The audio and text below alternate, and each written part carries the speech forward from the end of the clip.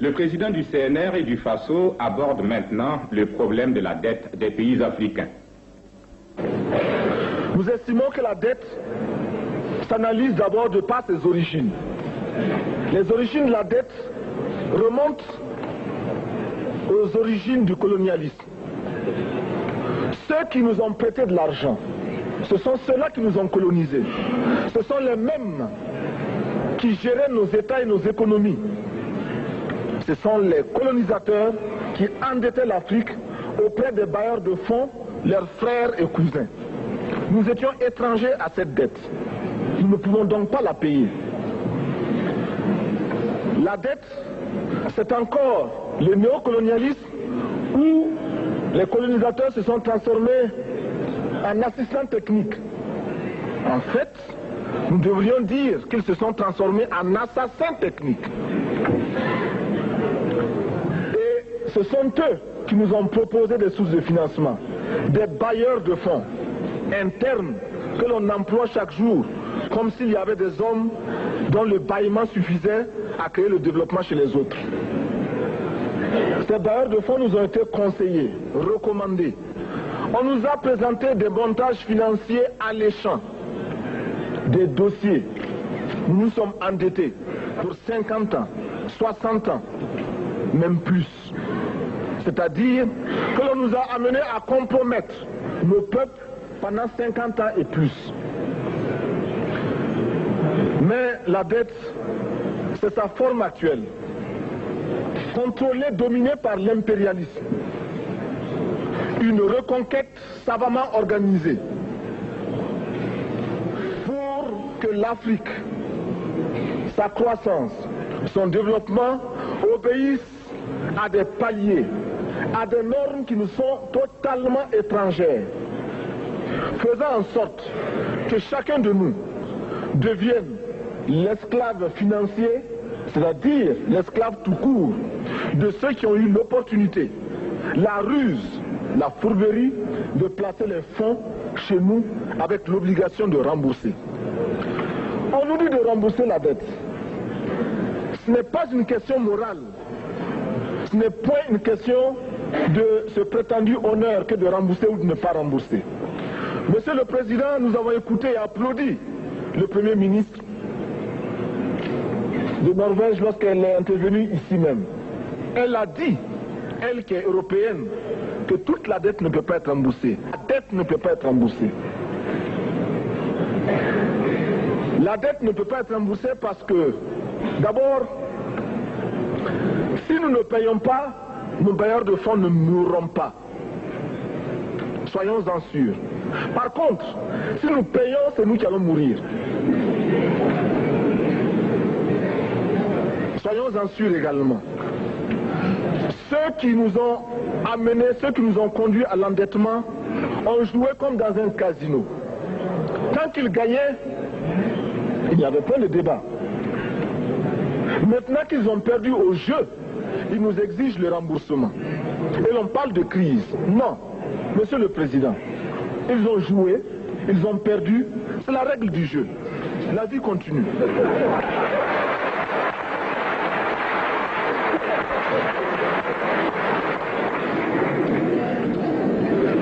Nous ne pouvons pas rembourser la dette parce que nous n'avons pas de quoi payer.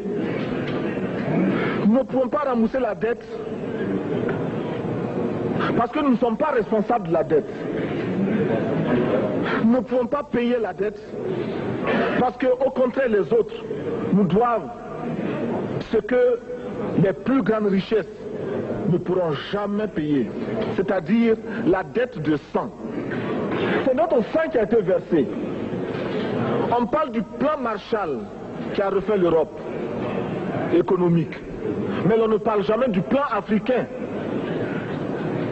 qui a permis à l'Europe de faire face aux hordes hitlériennes lorsque leur économie était menacée, leur stabilité était menacée.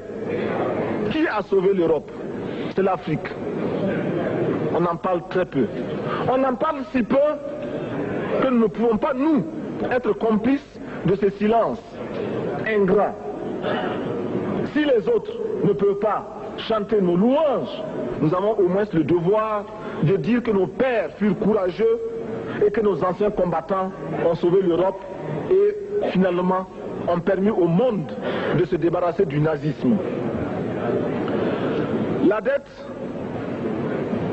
c'est aussi la conséquence des affrontements. Et lorsque l'on nous parle aujourd'hui de crise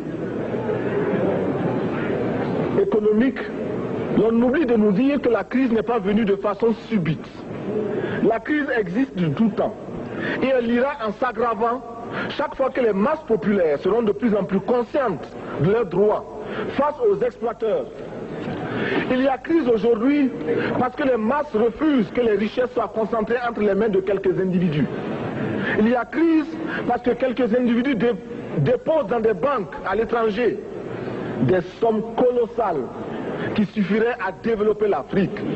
Il y a crise parce que face à ces richesses individuelles que l'on peut nommer, les masses populaires refusent de vivre dans les ghettos, dans les bas quartiers. Il y a crise parce que les peuples partout refusent d'être dans Soweto face à Johannesburg. Il y a donc lutte et l'exacerbation de cette lutte amène les tenants du pouvoir financier à s'inquiéter. On nous demande aujourd'hui d'être complices de la recherche d'un équilibre. Équilibre en faveur des tenants du pouvoir financier, équilibre au détriment de nos masses populaires. Non, nous ne pouvons pas être complices. Non, nous ne pouvons pas accompagner ceux qui sucent le sang de nos peuples et qui vivent de la sueur de nos peuples. Nous ne pouvons pas les accompagner dans leur démarche assassine. Monsieur le Président, nous entendons parler de clubs. Club de Rome, club de Paris, club de partout. Nous entendons parler du groupe des 5, du groupe des 7, du groupe des 10, peut-être du groupe des 100, et que sais-je encore. Il est normal que nous créions notre club et notre groupe. Faisons en sorte que dès aujourd'hui, Addis Abeba devienne également le siège, le centre d'où partira le souffle nouveau, le club d'Addis Abeba. Nous avons le devoir aujourd'hui de créer le front uni d'Addis Abeba contre cette façon que nous pourrons dire aux autres. En refusant de payer la dette, nous ne venons pas dans une démarche belliqueuse. Au contraire, c'est dans une démarche fraternelle pour dire ce qui est. Du reste, les masses populaires en Europe ne sont pas opposées aux masses populaires en Afrique. Mais ceux qui veulent exploiter l'Afrique, ce sont les mêmes qui exploitent l'Europe. Nous avons un ennemi commun. Donc, notre club, parti d'Addis Abeba, devra également dire aux uns et aux autres que la dette ne saurait être payée. Et quand nous disons que la dette ne saurait être payée, ce n'est point que nous sommes contre la morale, la dignité, le respect de la parole. Parce que nous estimons que nous n'avons pas la même morale que les autres. Entre le riche et le pauvre, il n'y a pas la même morale.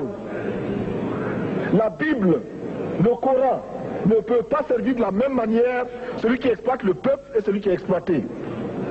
Il faudrait alors qu'il y ait 2 éditions de la Bible et 2 éditions du Coran.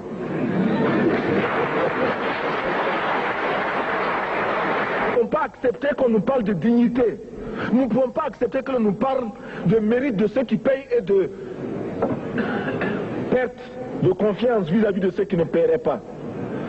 Nous devons au contraire dire que c'est normal aujourd'hui. Nous devons au contraire reconnaître que les plus grands voleurs sont les plus riches. Un pauvre, quand il vole, ne commet qu'un larcin ou une peccadille, tout juste pour survivre par nécessité. Les riches, ce sont eux qui volent le fisc, les douanes et qui exploitent les peuples. Monsieur le Président, ma proposition ne vise pas simplement à provoquer ou à faire du spectacle. Je voudrais dire ce que chacun de nous pense et souhaite. Qui ici ne souhaite pas que la dette soit purement et simplement effacée? Celui qui ne le souhaite pas, il peut sortir, prendre son avion et aller tout de suite à la Banque mondiale payer. Tous nous souhaitons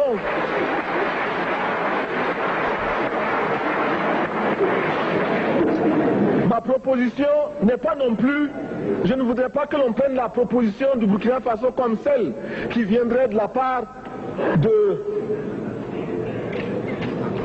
jeunes sans maturité, sans expérience. Je ne voudrais pas non plus que l'on pense qu'il n'y a que les révolutionnaires à parler de cette façon. Je voudrais que l'on admette que c'est simplement l'objectivité et l'obligation. Et je peux citer, dans les exemples de ceux qui ont dit de ne pas payer la dette, des révolutionnaires comme des non-révolutionnaires, des jeunes comme des vieux. Je citerai par exemple, Fidel Castro a déjà dit de ne pas payer. Il n'a pas mon âge, même s'il est révolutionnaire. Mais je pourrais citer également François Mitterrand, qui a dit que les pays africains ne peuvent pas payer, les pays pauvres ne peuvent pas. Je pourrais citer Madame le Premier ministre.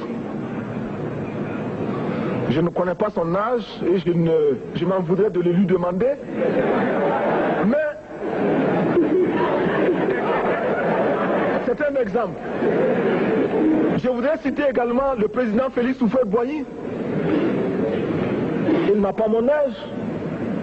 Cependant, il a déclaré officiellement, publiquement, qu'au moins pour ce qui concerne son pays, la Côte d'Ivoire ne peut pas payer. Or, la Côte d'Ivoire est classée parmi les pays les plus aisés d'Afrique, au moins d'Afrique francophone. C'est pourquoi d'ailleurs il est normal qu'elle paye plus en contribution ici. Mais, Monsieur le Président, ce n'est donc pas de la provocation. Je voudrais que très sagement, vous nous offriez des solutions. Je voudrais que notre conférence adopte la nécessité de dire clairement que nous ne pouvons pas payer la dette. Non pas dans un esprit belliqueux, belliciste. Ceci pour éviter que nous n'allions individuellement nous faire assassiner. Si le Burkina Faso tout seul refuse de payer la dette, je ne serai pas là à la prochaine conférence. Par contre, avec le soutien de tous, dont j'ai besoin,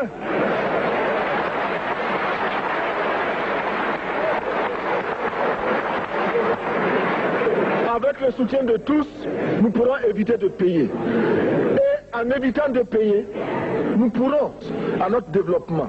Et je voudrais terminer en disant, chaque fois qu'un pays africain achète une arme, c'est contre un Africain. Ce n'est pas contre un Européen. Ce n'est pas contre un Asiatique.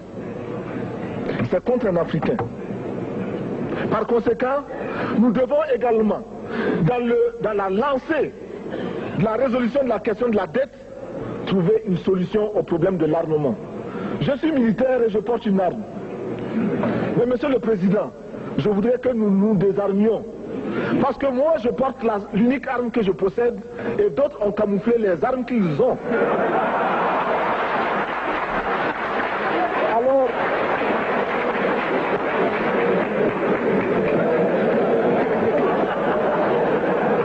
Alors, chers frères, avec le soutien de tous, nous pourrons faire la paix chez nous. Nous pourrons également utiliser ces immenses potentialités pour développer l'Afrique, parce que notre sol, notre sous-sol sont riches. Nous avons suffisamment de bras et nous avons un marché immense, très vaste, du nord au sud, de l'est à l'ouest. Nous avons suffisamment de capacités intellectuelles pour créer, ou tout au moins prendre la technologie et la science partout où nous pourrons les trouver. Monsieur le Président, faisons en sorte que nous mettions au point ce front uni d'Addis Abeba contre la dette. Faisons en sorte que ce soit à partir d'Addis Abeba que nous décidions de limiter la course aux armements entre pays faibles et pauvres. Les gourdins et les coutelas que nous achetons sont inutiles. Faisons en sorte également que le marché africain soit le marché des Africains. Produire en Afrique transformer en Afrique et consommer en Afrique. Produisons ce dont nous avons besoin et consommons ce que nous produisons au lieu d'importer. Le Burkina Faso est venu vous exposer ici la cotonnade produite au Burkina Faso, tissée au Burkina Faso, cousue au Burkina Faso pour habiller les Burkinabés. Ma délégation et moi-même, nous sommes habillés par nos tisserands, nos paysans. Il n'y a pas un seul fil qui vienne de l'Europe ou de l'Amérique. Je ne fais pas un défilé de mode, mais je voudrais simplement dire que nous devons accepter de vivre africain. C'est la seule façon de vivre libre et de vivre digne. Je vous remercie, Monsieur le Président. La patrie ou la mort, nous vaincrons.